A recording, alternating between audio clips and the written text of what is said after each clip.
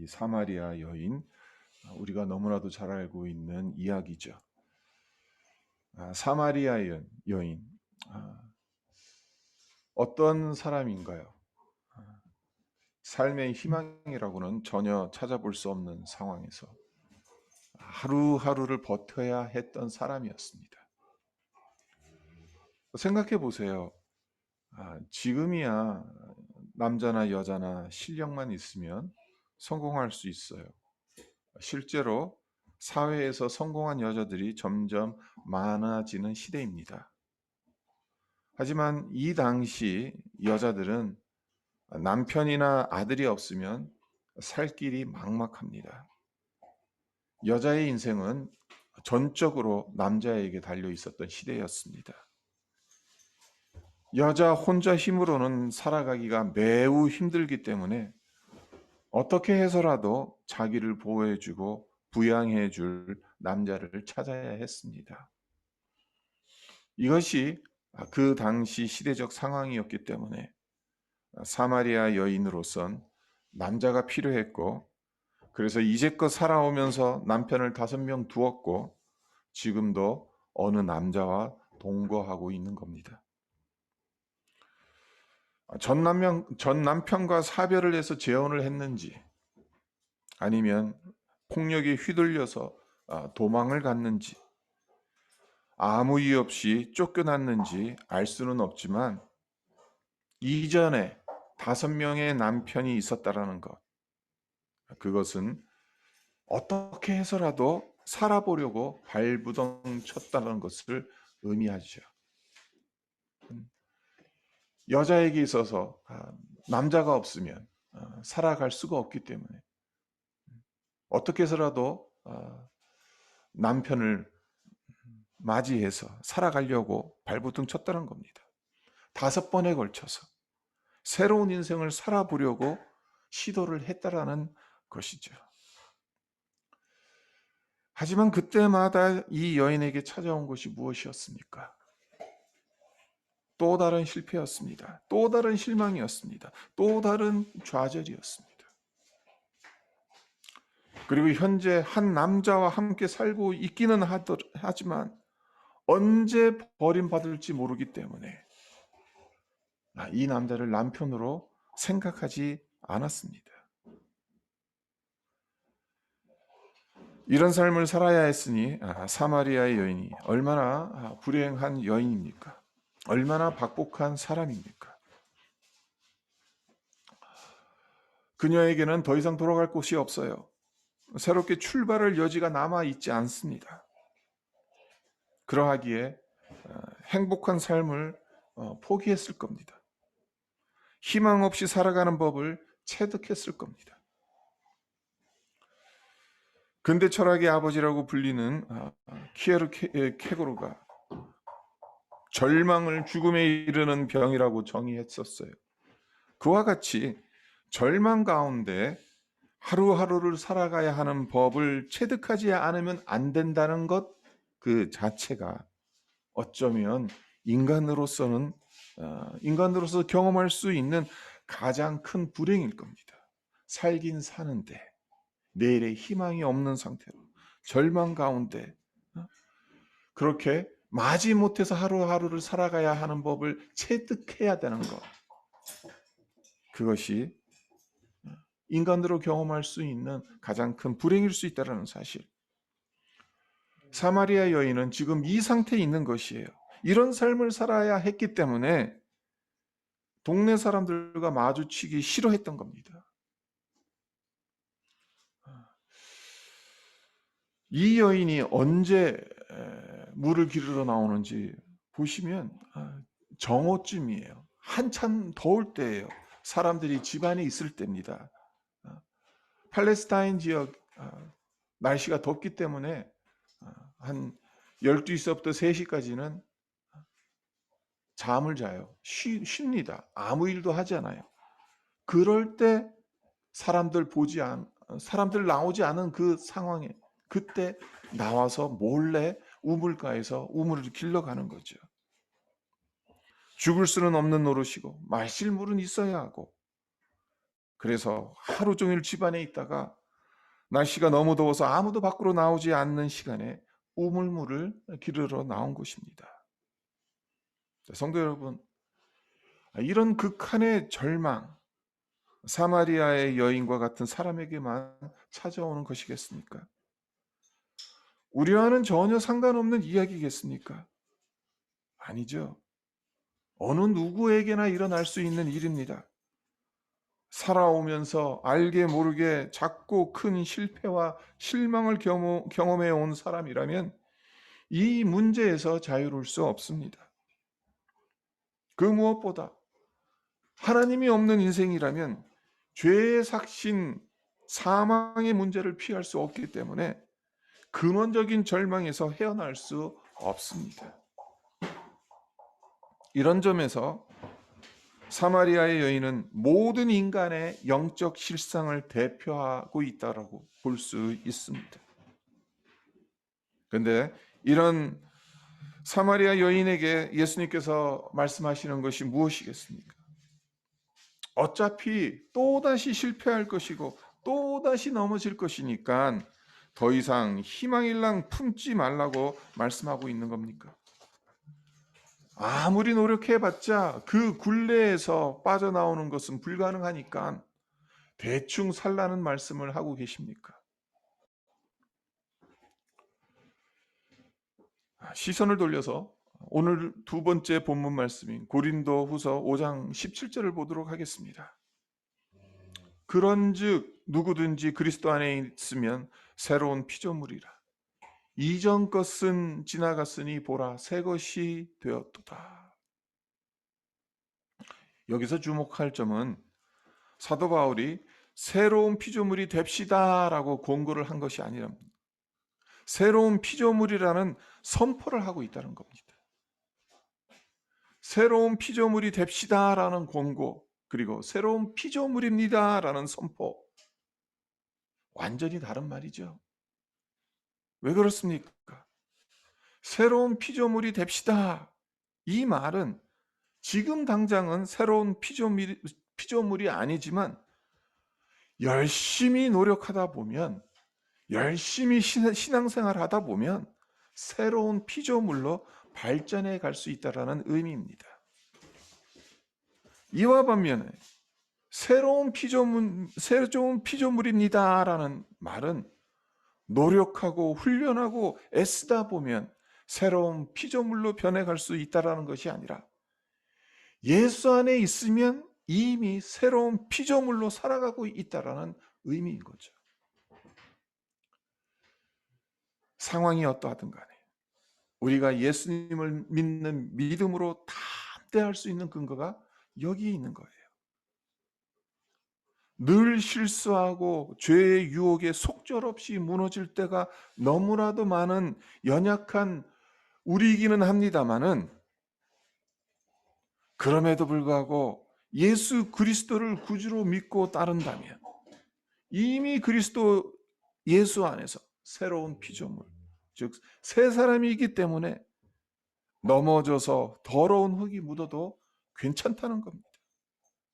왜 그런가 하면요, 하나님의 말씀 의지에서 다시 일어나면 되는 것이고 그리스도의 보혈로 더러운 것을 씻어대면 되기 때문에 그렇습니다. 우리는 새로운 피조물로 발전해 가야 하는 존재가 아닙니다. 이미 예수 안에서 새로운 피조물입니다. 사도 바울이 말한 새로운 피조물, 이것에 관해서 한 가지 더 살펴볼 것이 있는데요.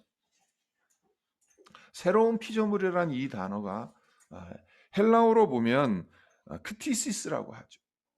근데 이 단어엔 두 가지 뜻을 가지고 있어요. 하나는 창조된 존재, 그리고 다른 하나는 창조적인 행위라는 그런 뜻을 가지고 있어요. 그러니까 당연히 우리에게는 그리스도 안에서 새롭게 창조된 존재라는 전자의 의미가 더 중요하게 다가올 겁니다. 하지만 하나님의 관점에서 보게 되면 그리스도 안에 있는 우리를 새롭게 창조하신 하나님의 창조적인 행위에 초점이 맞춰질 수밖에 없습니다. 이 점이 왜 중요하냐 하면요, 하나님께서 예수님의 보혈로 죄에서 구속함을 받은 우리를 새로운 피조물로 변화시키신 것은 천지를 창조하신 것과 버금가는 엄청난 일이라는 것을 의미하기 때문에 그렇습니다. 단순히 고장난 것을 고치고 원래 상태로 되돌리는 차원의 것이 아니라는 겁니다. 마치 무에서 유를 창조하셨듯이 무와 다름없는, 아니 그보다도 더 심각한 상태에 놓여 있었던 우리의 속사람을 새롭게 창조하셨다라는 것입니다. 우리에게 베푸신 구원의 은혜가 이 정도로 엄청난 것임을 깨달았으면 합니다. 그렇습니다. 말씀의 거울 앞에 우리 자신을 비추어 보면 부끄러운 것밖에 없어요. 우리 중 어느 누구도 하나님께서 바라시고 원하시는 삶을 온전히 살았다고 자신 있게 말할 사람은 없습니다. 하지만 그리스도의 보혈엔 망각의 능력이 있어요. 우리는 이것을 붙잡아야 합니다. 우리의 죄와 허물이 아무리 크다 하더라도 진심으로 회개한다면 하나님은 그리스도의 보혈로 깨끗이 씻어주시고 하나님의 기억에서 지워버리십니다. 마치 전혀 없었던 것처럼 생각하신다는 거예요. 자, 사마리아의 여인 이야기로 다시 돌아가 보겠습니다. 죽을 순 없건 마지못해 살아온 사마리아의 여인, 우물가에서 예수님을 만나죠. 그리고 예수님과 이런저런 이야기를 나누게 됩니다. 또 예수님께로부터 이 물을 마시는 자마다 다시 목마르니와 내가 주는 물을 마시는 자는 영원히 목마르지 아니하리라. 내가 주는 물은 그 속에서 영생하도록 솟아나는 샘물이 되리라. 이 말씀을 듣게 됩니다. 예수님께서 왜 이 말씀을 하신 것이겠습니까? 이 말씀에 담긴 의미가 무엇이겠습니까? 내가 너의 목마름을 해결해 줄 메시아라는 거죠. 너의 인생에 필요한 자가 바로 나라는 겁니다. 하지만 사마리아 여인은 예수님의 이 말씀을 전혀 파악하지 못합니다. 그래서 15절을 보면 예수님께 생뚱맞은 부탁을 합니다. 그런 물을 내게 주사 목마르지도 않고 또 여기 물 기르러 오지도 않게 하옵소서. 예수님께서 지금 이 우물가에서 기른 이 물은 마셔도 또 목마르다. 하지만 내가 주는 물을 마시면 영원히 목마르지 않을 것이다. 내가 주는 물은 그 속에서 영생토록 솟아나는 샘물이 될 것이다. 그렇게 말씀하시는데 그 말씀을 듣고 또 다른 우물이 있나 보다.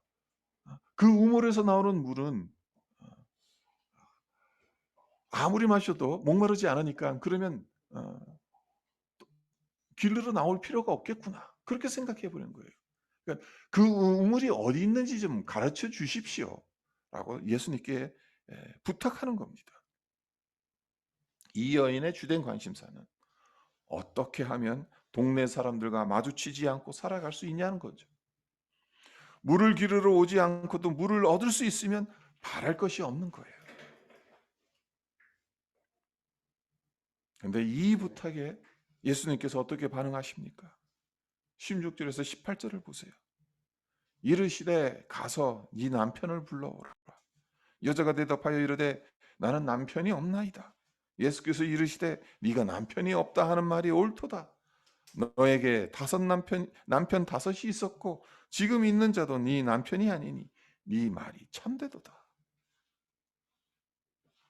예수님은 지금 사마리아 여인의 개인적인 과거사를 들춰내고 계십니다.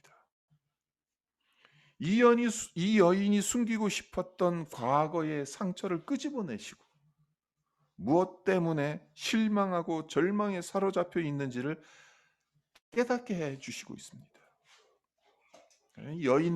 이 여인의 입장으로는 너무나도 놀랐을 거예요. 세상에 이런 용한 점쟁이가 있나? 그런 생각을 했을 것입니다. 그리고 혹시 이분이라면 이제껏 그 무엇으로도 채워지지 않았던 나의 갈증을 해결해 주실 수도 있겠다. 내가 잃어버린 것들을 되찾아 주실 수도 있겠다라는 생각을 했을 것입니다. 하지만 그녀의 고통은 너무 컸어요.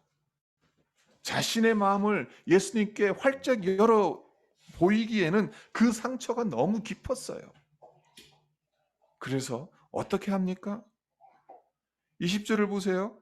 이렇게 말합니다. 우리 조상들은 이 산에서 예배하였는데 당신들의 말은 예배할 곳이 예루살렘에 있다 하더이다.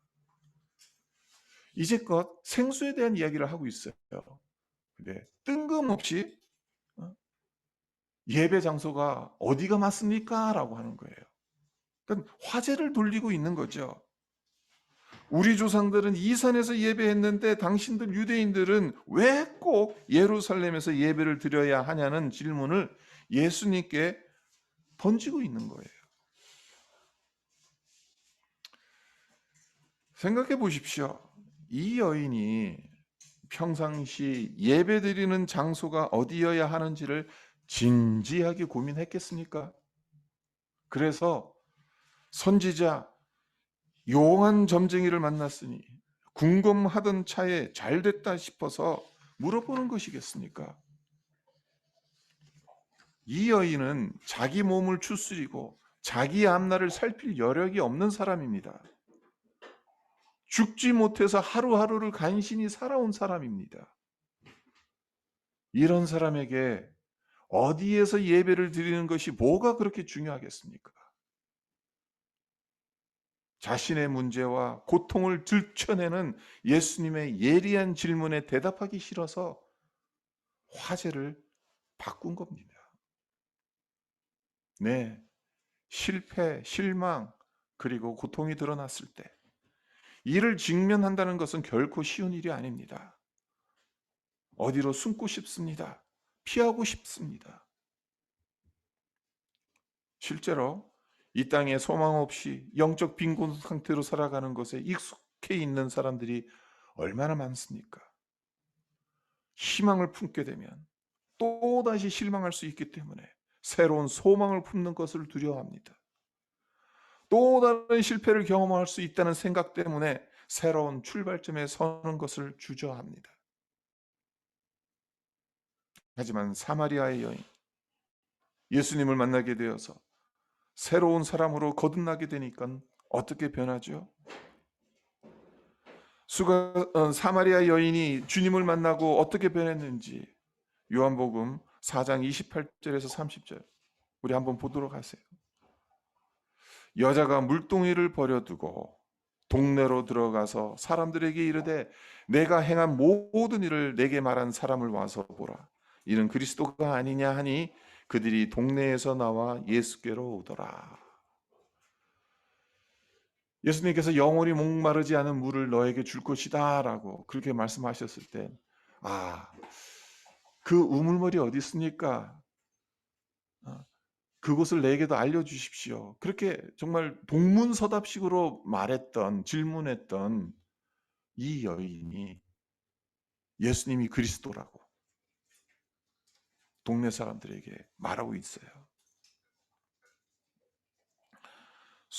사마리아의 여인, 겉으로 보면 변한 게 하나도 없어요. 그녀가 처한 상황이 변했습니까? 바뀌었습니까?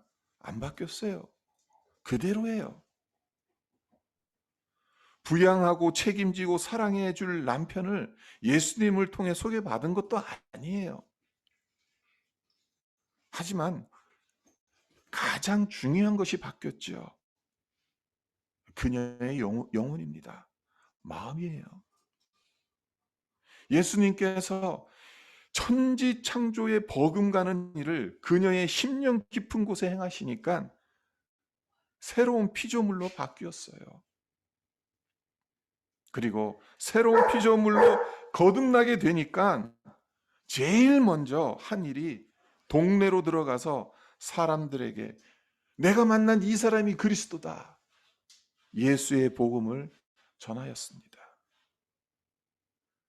동네 사람들 마주치기를 꺼려해서 아무도 물을 기르러 나오지 않는 정오에 우물물로 나왔던 그녀가 이 물을 마시는 자마다 다시 목마르니와 내가 주는 물을 마시는 자는 영원히 목마르지 아니하리라는 예수님의 말씀을 깨닫지 못해서 물 기르러 오지도 않게 해달라는 부탁을 했었던 그녀가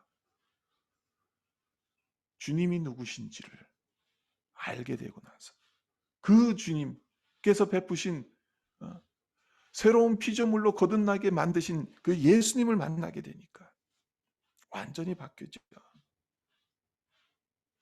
그토록 마주치기를 싫어했던 동네 사람들에게 예수님을 소개하고 있습니다. 고린도후서 5장 18절과 20절로 다시 넘어갑니다. 모든 것이 하나님께로서 났으며 그가 그리스도로 말미암아 우리를 자기와 화목하게 하시고 또 우리에게 화목하게 하는 직분을 주셨으니 곧 하나님께서 그리스도 안에 계시사 세상을 자기와 화목하게 하시며 그들의 죄를 그들에게 돌리지 아니하시고 화목하게 하는 말씀을 우리에게 부탁하셨느니라.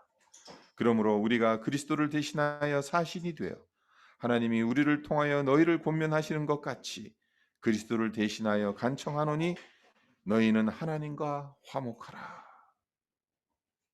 네, 예수님을 만난 그래서 새로운 피조물로 거듭난 사마리아의 여인,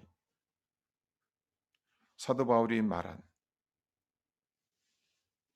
새로운 피조물로, 그래서 그리스도의 사신으로 동네에 들어가 예수님의 복음을 전하는 것을 보게 됐죠. 누가 시키지도 않았는데 그 마음에 기쁨이 넘쳐서 그전에는 사람 만나는 것 자체를 싫어했었던 이 사람이 동네 사람들을 다 불러놓고 내가 만난 이분을 당신들도 만나십시오. 아주 담대하게 전하고 있는 것을 보게 되죠. 참으로 놀라운 변화이지 않습니까? 이것이 기적이지 무엇이 기적이겠습니까? 이제껏 절망 가운데서 남편을 5명이나 바꾸면서 살아왔던 그의 인생에서 더 이상 희망이라고는 찾아볼 수 없는 그의 인생에서 예수님을 담대하게 소개할 수 있는 이 담대함이 생겼다는 것 자체가 얼마나 큰 기적입니까? 우리가 기억해야 될 것이 우리 모두는 이 은혜를 경험한 자들이란 거예요. 이 은혜를 알고 있는 자들이란 겁니다.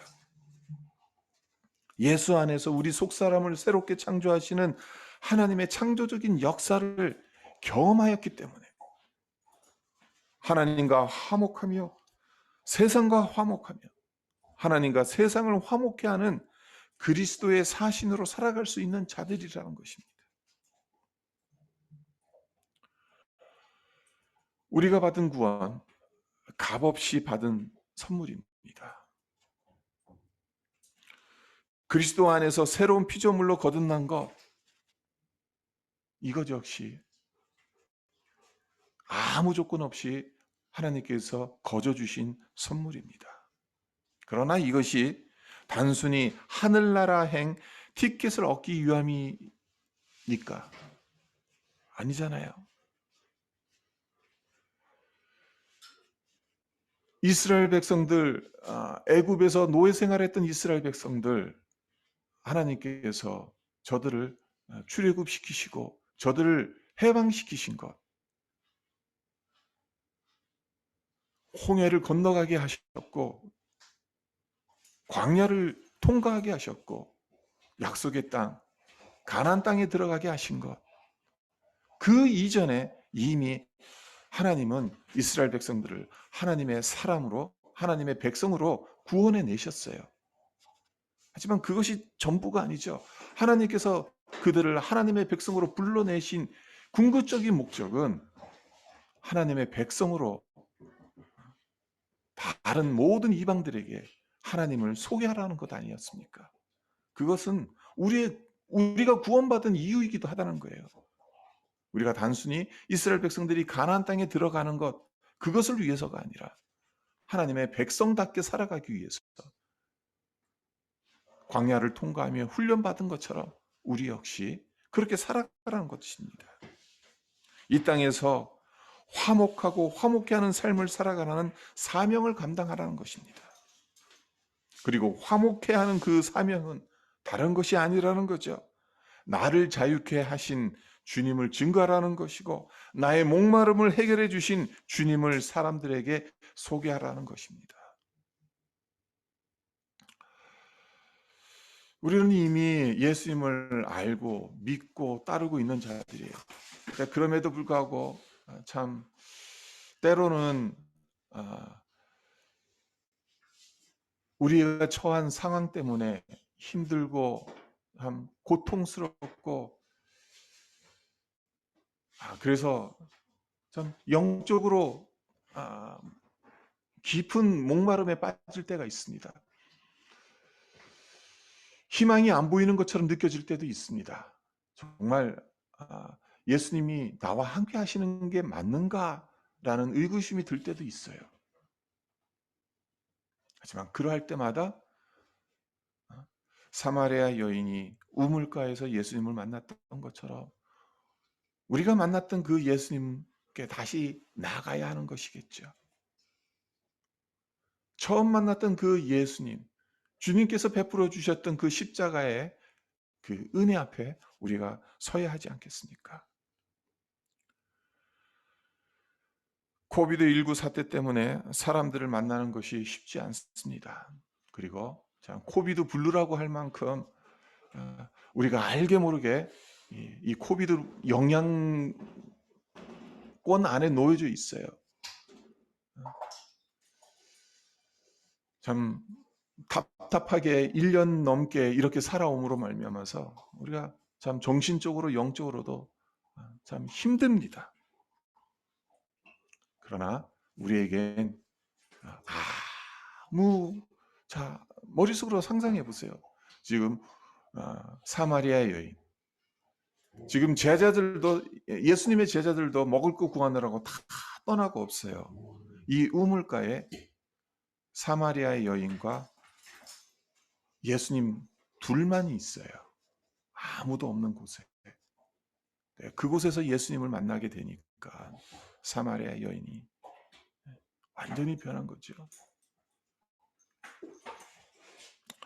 우리 역시 참 상황이 아니라, 사람이 아니라 예수님과 대면할 수 있다면, 예수님을 만날 수 있다면, 예수님의 베푸신 그 구원의 은혜를 다시 한번 우리 마음 깊은 곳에서 경험할 수 있다면, 우리의 목마름을 해결해 주시고 새로운 피조물로 거듭나게 해주신 그 주님으로 인해 우리가 기쁨이 넘쳐나게 될 것이고, 그 기쁨으로 말미암아 예수님을 전하지 않고는 못 배기는 그리스도의 사신으로 우리가 우리의 삶을 살아갈 수 있지 않나,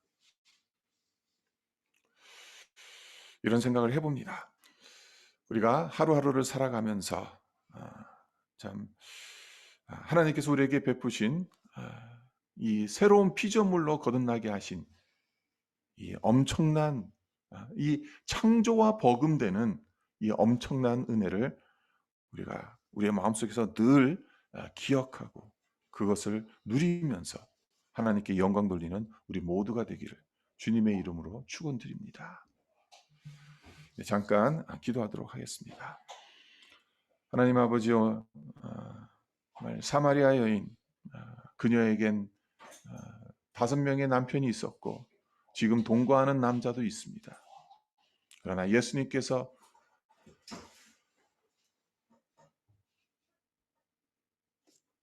이 모든 남자들이 너의 남편이 아니었다라는 말이 옳다고 말씀하셨을 때 사마리아 여인은 예수님이 어떠한 분인지 알게 되고 깨닫게 되고 예수님께서 주시고자 하는 영원히 목마르지 않는 그 생수가 무엇인지를 알게 되지 않습니까? 예수님을 만나게 됨으로 말미암아 그토록 절망 가운데 있었던, 목마른 가운데 있었던 그의 영혼이 바뀌어서 새로운 창조물로, 새로운 피조물로 변화되는 것을 경험하지 않았습니까? 하나님, 우리 역시 이미 이 엄청난 은혜를 경험한 자들이지 않습니까? 하나님, 우리에게 베푸신 이 구원의 은혜를 하나님, 우리의 삶 속에서 온전히 지켜나갈 수 있도록 하나님, 날마다 주의 성령께서 우리의 마음을 지켜주시옵소서.